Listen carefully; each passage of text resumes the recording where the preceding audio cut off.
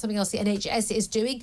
They are offering 1 million smokers free vaping starter kits to encourage them to give up tobacco products. Also, pregnant women will be offered up to £400 to stop smoking as part of a package of measures in England to be unveiled today. Let's talk about this with Deborah Arnott. She's Chief Executive of the UK campaigning charity Action on Smoking and Health. Ash, good morning to you, Deborah.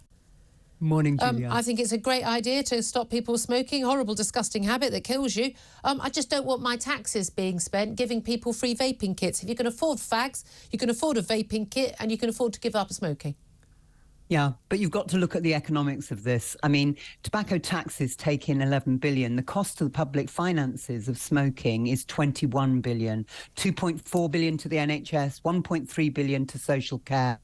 But most of the rest is in lost taxes because people can't work and increased benefits. Smokers are a benefit to the economy. They might cost us. No, they're not. Deborah, this has been well documented.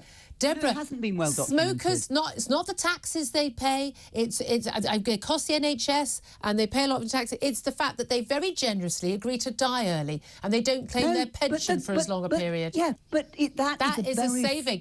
They're not costing us anything. I've seen the details. I've seen all the data. No, you haven't, Julia.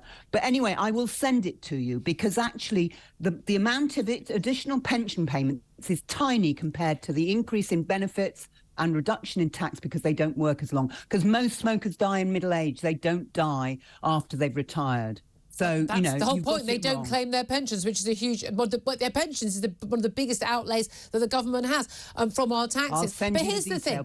If you can afford... What does a packet of fags cost now? Isn't it about 12, 14 quid or something ridiculous?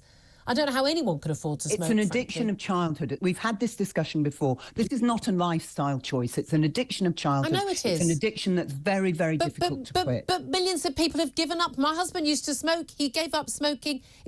Lots of people... We're told it's impossible to give up, apart from the fact that most people who smoke do end up giving up at some point. So it's not that difficult to give up. But people can make a choice. Well, that's just not true either. Out of every 3 children who start smoking, only 1 will quit before they die. So you've got that wrong too. Really? Julia. Well, that's children who start smoking. But again, I know most people start before the age of 18. But the vast majority start. But the vast majority of people don't smoke in this country right now. And it used to be the case the vast majority of people did. Yeah, that's because we've given them the help that you want to deny them to quit smoking. The stop smoking services, the access to nicotine medications, those are the things. But they can have access to it all. They can have counselling and advice. That's fine. But if you can afford to buy a packet of cigarettes, you can afford to buy the nicotine patches, nicotine gum, and you can afford to buy the free vaping kit. I don't agree with you, Julia. You may think so. Well, I know they can. I know they can afford it because they can afford cigarettes. But that's not the point. It is the point. The point is that we've got an NHS that's strapped for cash, apparently.